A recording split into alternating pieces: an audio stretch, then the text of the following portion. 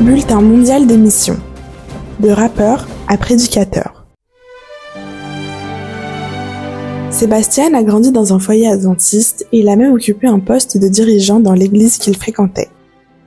Ses parents étaient des enseignants missionnaires adventistes dédiés et ils étaient très impliqués dans les activités éducatives adventistes.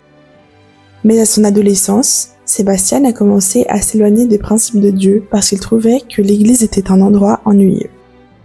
C'est alors qu'il a découvert le hip-hop et a commencé à écouter et improviser des versets freestyle.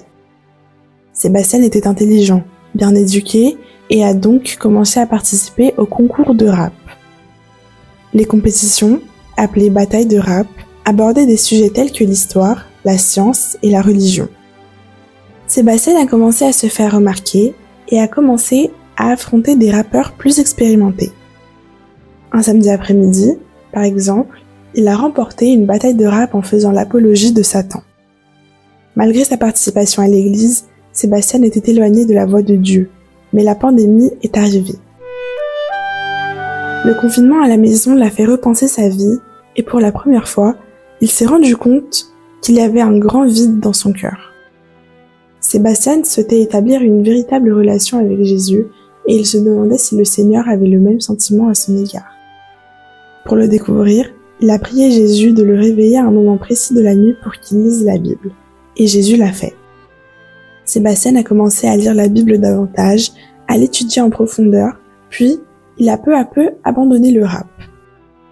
Lorsque les restrictions liées à la pandémie ont été levées, il a décidé de devenir colporteur, et cette expérience a consolidé sa foi.